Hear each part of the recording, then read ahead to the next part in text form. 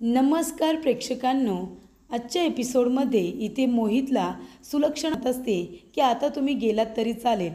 तेव्हा मोहितला फार वाईट वाटतं, कारण तो आपली बाजू यमुना आणि सुलक्षणा दोघींनाही पटवून देण्याचा प्रयत्न करत असतो. पण दोघींच्या मनामध्ये त्याच्याबद्दल इतका गैरसमज निर्माण झालेला असतो की त्याच्या कुठल्याही बोलण्यावरती सुलक्षणा आणि यमुना विश्वास ठेवत नाही. त्यानंतर प्रेक्षकांनो, इकडे आता सुलक्षणाने मोहितला जायला सांगितलेलं असतं. तेव्हा मोहित म्हणत असतो की मी जातोय आता, पण यश, मी इथे पार्ससाठी चॉकलेट आणलं होतं, ते तू देशील का? तेव्हा इथे यश म्हणतो की हो, मी देईन. तेव्हा इथे काका म्हणत असतात की जावई बापू, आम्हाला माफ करा. तेव्हा इथे यशसुद्धा आता म्हणत असतो की जीजू, खरंच सॉरी, कारण ज्या पद्धतीने यमुना आणि सुलक्षणा त्याच्याबरोबर वागलेले असतात तेव्हा इथे यश आणि काकांना फारच वाईट वाटलेलं असतं. आणि त्याचबरोबर प्रेक्षकांनो, इथे आता पार्ससाठी जे चॉकलेट मोहितने दिलेलं असतं ते चॉकलेटसुद्धा यमुना हातामध्ये घेते आणि बाजूला फेकून देते. तेव्हा इकडे यश म्हणत असतो की ताई, मला खरंच कळत नाही आहे, तू अशी का वागतेस? तेव्हा ती म्हणते, तुला काय कळतंय रे, तू मला लेक्चर देऊ नकोस.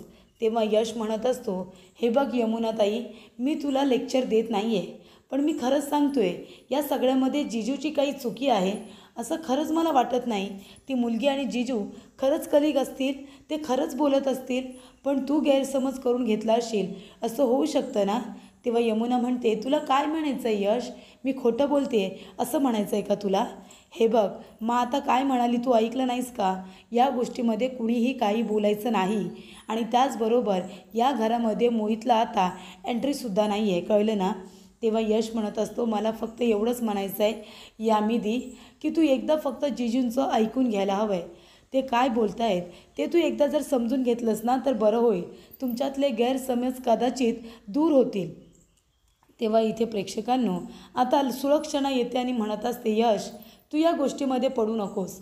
माझ्या मुलीने खूप काही सहन केलं आहे, त्या माणसाला मी कधीच माफ करणार नाही आहे. तिने इथे इतका त्याचा त्रास सहन केला आहे, म्हणून तर ती सरळ इथे निघून आली आहे ना. तेव्हा काही झालं तरीसुद्धा त्या माणसाच्या कुठल्याही बोलण्यावरती आता मी विश्वास ठेवणार नाही आहे. त्याचं जे असेल ते असेल. त्यानंतर यामीसुद्धा तिथे आता जाणार नाही. त्यानंतर प्रेक्षकांनो, इकडे सगळं बोलणं कावेरी ऐकते. कावेरी म्हणत असते, अच्छा, म्हणजे हे पोलीस मला इथे विचारपूस करायला आले नव्हते, माझ्या चौकशीसाठी आले नव्हते. तेव्हा इथे कावेरीच्या जीवात जीव आलेला असतो. त्यानंतर प्रेक्षकांनो, इकडे कावेरी विचारत असते की विद्याताई, मगाशी जे आले होते बाहेर पोलीस, ते कोण होते? तेव्हा ते यामीताईचे मिस्टर होते असं सांगण्यात येतं. तेव्हा त्यांच्यात नेमकं घडलंय तरी काय? तेव्हा या विद्या म्हणते, अहो कावेरी वहिनी, तुम्हाला माहिती आहे का, इथे आपल्या वंश आहेत ना त्या, आणि इथे मोहित भाऊजी, हे दोघेजण नवरा बायको. इथे आता वंशांचा गैरसमज झाला. इथे मोहित भाऊजींची एक कलिग आहे, त्यांची एक मुलगी आहे. तर इकडे आता यमुनाताईंना असं वाटतंय की त्या दोघांचीच ती मुलगी आहे की काय. त्यांनी तिला खूप समजून सांगण्याचा प्रयत्न केला, पटवून देण्याचा प्रयत्न केला, पण आपले वंश किती हट्टी आहेत तुम्हाला माहिती आहे ना, त्यांनी काही ऐकलेलं नाही आहे त्यांचं. तेव्हा प्रेक्षकांनो, इकडे आता यामी म्हणत असते की मी काही त्याच्याकडे परत जाणार नाही, आणि आता मासुद्धा म्हणतायत की तिथे जायची काही गरज नाही.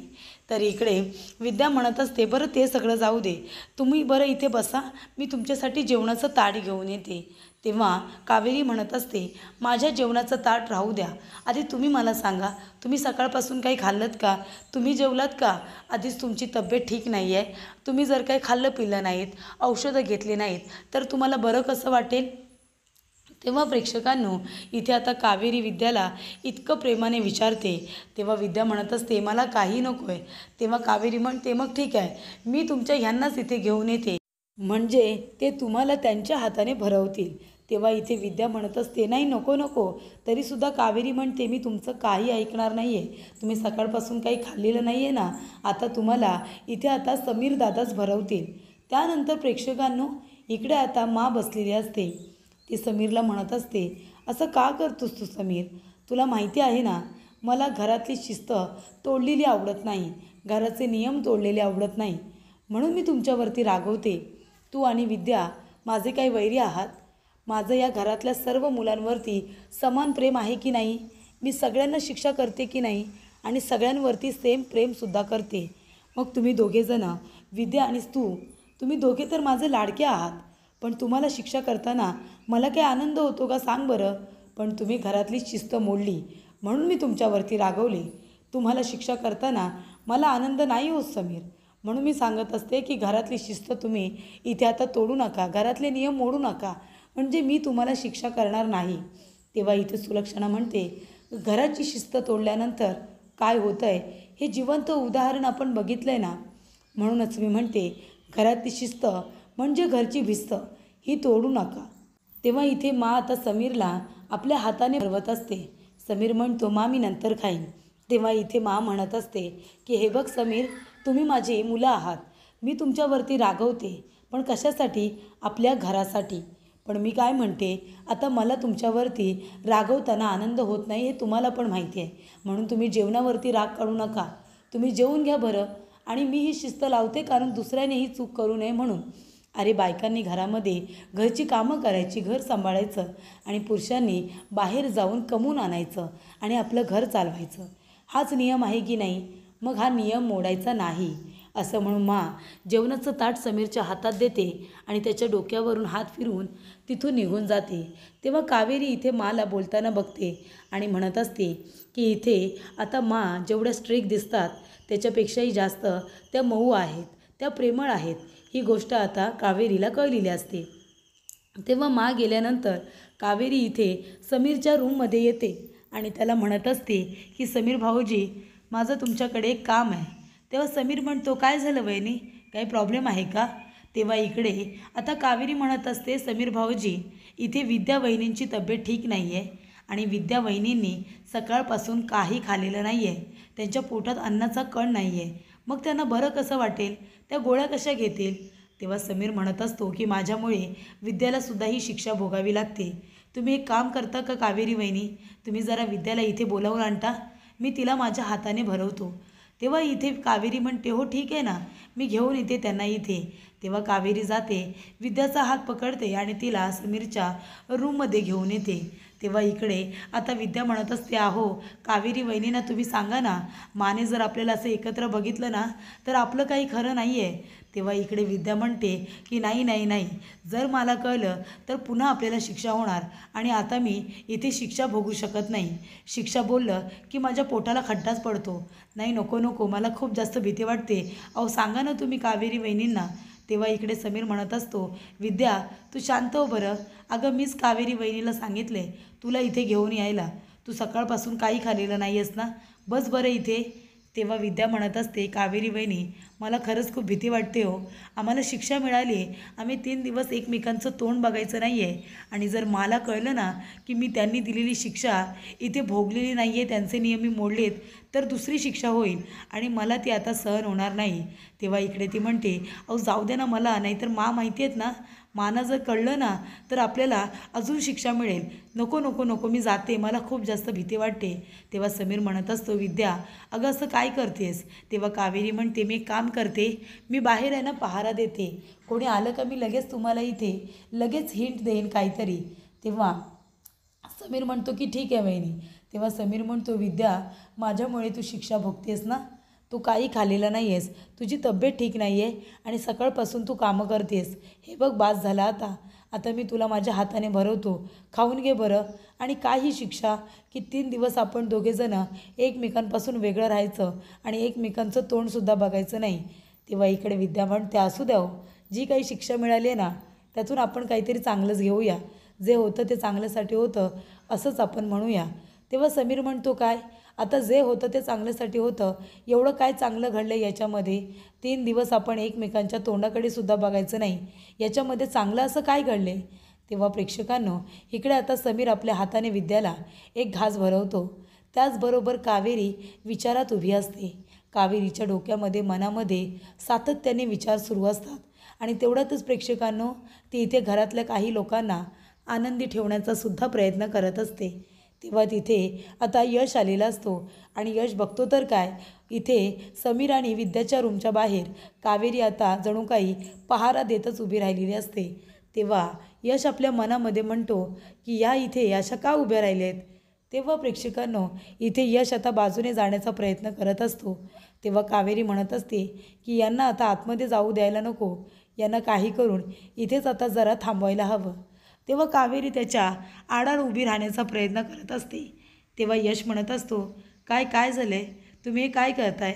तेव्हा कावेरी म्हणत असते, काय करते मी. त्यानंतर ज्या बाजूने आता यश जाण्याचा प्रयत्न करत असतो त्याच बाजूने इथे कावेरीसुद्धा चालत असते. तेव्हा यश म्हणतो की हे बघा, तुम्ही माझा रस्ता अडवताय का, मला तसंच वाटतंय. तेव्हा कावेरी म्हणते, नाही मी तर शतपावली करते ना. तेव्हा इकडे यश म्हणत असतो, अच्छा शतपावली ही अशी. तेव्हा कावेरी म्हणते, का शतपावली तुमच्यात कशी करतात. नाही, आता तुमच्या घरामध्ये प्रत्येक गोष्टीवरून इथे शिक्षा दिली जाते. आता इथे चुकीची शतपावली केली तरीसुद्धा शिक्षा दिली जाते का. मग मला तुम्ही सांगता का तुमच्या इथे शतपावलीचे नियम काय आहेत, रूल्स आणि रेग्युलेशन काय आहेत.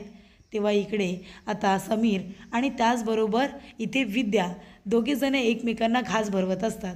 दोघेजण एका ताटामध्ये खूपच जास्त प्रेमाने जेवत असतात. तेव्हा प्रेक्षकांनो इकडे आता कावेरी म्हणत असते, हे बघा तुम्ही कुठेही जाऊ शकत नाही. तेव्हा यश म्हणतो, तुम्ही डोक्यावरती पडलायत का, मला समीर दादाच्या रूममध्ये जायचं आहे, माझं काम आहे त्याच्याकडे. तेव्हा कावेरी म्हणत असते, नाही तुम्ही नाही जाऊ शकत त्यांच्या रूममध्ये, मी तुम्हाला जाऊ देणार नाही. तेव्हा यश म्हणतो, का पण का. तेव्हा कावेरी म्हणते, कारण मला व्यायाम करायचा आहे, मला व्यायाम करायचा आहे ना म्हणून. तेव्हा यश म्हणतो, हे तुम्ही काय बोलताय, तुम्ही ह्या वेळेला आता व्यायाम करणार आहात का. तेव्हा इकडे कावेरी म्हणते, हो मी ह्या वेळेला व्यायाम करणार आहे. आता तुमच्या घरामध्ये इथे या वेळेला व्यायाम करत नाही का, म्हणजे तुमच्या घरामध्ये ना प्रत्येक गोष्टीला कशी शिक्षा असते. तेव्हा कावेरी म्हणते, तुम्ही एक काम करा ना, तुमच्या बंगल्याच्या बाहेर एक जरा अशी एक यादी लिहून ठेवा, तुमच्या घरामध्ये काय चालतं काय नाही चालतं. पाणी प्यायल्यावर शिक्षा, त्याच्यानंतरला काही बोलल्यावर शिक्षा, चालल्यावर शिक्षा, जेवल्यावर शिक्षा. म्हणजे इथे हे घर आहे की जेल आहे ना, तेच कळत नाही आहे मला. तेव्हा यश म्हणत असतो की हे बघा, तुमचं काय चाललं आहे काय, तुम्ही इथे शतपावली काय करताय, तुम्ही इथे व्यायाम काय करताय, खरंच मला तुमच्या वागण्याचा काही अर्थ लागत नाही आहे. तेव्हा कावेरी म्हणते, मग कुणी सांगितलं आहे तुम्हाला माझ्या वागण्याचा इथे आता अर्थ लावायला, नका लावू ना तुम्ही एक काम करा, तुम्ही आता इथे समीर दादांच्या रूममध्ये नाही जाऊ शकत, पण तुम्ही या लॉनमध्ये सुद्धा येऊ शकत नाही, कळतंय का तुम्हाला. तेव्हा यश म्हणतो, हे काय बोलताय तुम्ही, हे माझं घर आहे, तुम्ही विसरला आहेत का. कावेरी म्हणते, मी विसरलेले नाही आहे, पण इथे आता समीर आणि त्याचबरोबर विद्या एकमेकांबरोबर बोलत असतात, छान वेळ घालवत असतात, एकमेकांना भरवत असतात आणि त्यांना इथे एकमेकांना वेळ देता यावा यासाठी इथे विनाकारण कावेरी यशबरोबर वाद घालत असते. त्यानंतर प्रेक्षकांनो इथे यश म्हणत असतो की आता तर मी तुमचं काही ऐकणारच नाही आहे, आता तर मी रूममध्ये माझ्या भावाच्या जाऊनच दाखवणार, मी पण बघतो ना कसे अडवतात ते मला. त्यानंतर प्रेक्षकांनो इथे कावेरी म्हणते, हो का, मला लेचीपेची समजू नका, गावची आहे मी बरोबर तुम्हाला अडवणार. तेव्हा तो म्हणतो, मग मला आता तुम्ही अडवून दाखवाच. तेव्हा प्रेक्षकांनो इकडे आता कावेरी लगेचच जोरात बोलायला सुरुवात करते, जेणेकरून विद्या आणि समीरला कळावं की बाहेर इथे आता ती हिंट देण्याचा प्रयत्न करते. त्यानंतर समीर उठतो आणि आधी आपले पडदे इथे दाराला लावून घेतो, जेणेकरून बाहेरून काही दिसू नये म्हणून. त्यानंतर प्रेक्षकांनो इथे विद्या आता लपून बसलेली असते. कावेरी म्हणत असते, हे बघा मी तुम्हाला अजिबात आतमध्ये जाऊ देणार नाही आहे, तुम्ही हट्ट करू नका, या बाजूलाच तुम्ही येऊ नका, हे करू नका ते करू नका, घरची शिस्त ही आहे घरची भिस्त, हे काय तुमच्या घरामध्ये चाललंय. तेव्हा प्रेक्षकांनो यश म्हणतो, तुम्ही आता बाजूला व्हा, सांगितलं ना. त्यानंतरला तो आता दरवाजा इथे जोरात उघडतो, तेवढ्यातच तो खाली पडतो आणि इथे दोन पडदे असतात. समीर आणि विद्या दोघांनी त्याने आपलं तोंड लपवलेलं असतं. तेव्हा कावेरी सगळ्यात आधी दरवाजा लावून घेते. तेव्हा विद्याने आपलं तोंड लपवून ठेवलेलं असतं, तिने डोळे बंद केलेले असतात, पण पडदा तिच्या चेहऱ्यावरती नसतोच, तो बाजूला झालेला असतो. इथे आता समीरच्या रूममध्ये विद्या आली ही गोष्ट यशला कळलेली असते.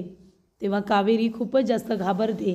कावेरीला वाटतं की आता या दोघांनी इथे एकत्र जेवण केलं आहे, हे बघितलं आहे कुणी तर यशने, हा आता मला जाऊन सांगतोय की काय. त्यानंतर प्रेक्षकांनो यश म्हणत असतो की विद्या वहिनी. तेव्हा विद्या म्हणते, हां भाऊजी तुम्ही इथे काय करताय? तुम्हाला तर माने शिक्षा दिली आहे ना की 3 दिवस तुम्ही दोघेजण एकत्र राहायचं नाही म्हणून, एकमेकांचा चेहरासुद्धा बघायचा नाही म्हणून. तेव्हा विद्या म्हणते, हो पण मी सकाळपासून आजारी होते ना, सकाळपासून मी काही खाल्लं नव्हतं, त्यामुळे इथे मला गोळ्या घ्यायच्या होत्या, म्हणून मला कावेरी वहिनी इथे यांच्याबरोबर जेवायला घेऊन आल्या होत्या. तेव्हा इथे यश म्हणतो, मग तुम्ही हे मला मगाशीच का सांगितलं नाहीत की कावेरी वहिनींची तब्येत ठीक नाही म्हणून? तेव्हा इथे आता कावेरी म्हणत असते, तुमच्या घरामध्ये खरं बोलल्यानंतर शिक्षा देतात ना, म्हणून मी काहीच बोलले नाही, मी गप्प राहिले. आणि तुम्ही या दोघांना एकत्र बघून सगळ्यांना जाऊन सांगाल म्हणून तुम्हालासुद्धा आतमध्ये येण्यासाठी अडवत होते. त्यानंतर प्रेक्षकांनो, इथे आता विद्या म्हणत असते, भाऊजी या सगळ्यामध्ये कावेरीची खरंच काही चूक नाही आहे आणि माझी पण चूक नाही आहे. मी काही खाल्लं नव्हतं म्हणून ती मला इथे घेऊन आल्या होत्या. तेव्हा प्रेक्षकांनो, इथे आता यश म्हणत असतो, ते सगळं ठीक आहे, पण तुम्ही हे जे काही करताय मला कळल्यानंतर काय होईल माहिती आहे ना? तेव्हा कावेरी म्हणत असते, तसंही माझा रागच करतात. हे दोघेजण एकत्र आले, त्यांच्याबरोबर विद्या वहिनींनी 2 घास खाल्ले तर मला आनंदच होईल ना.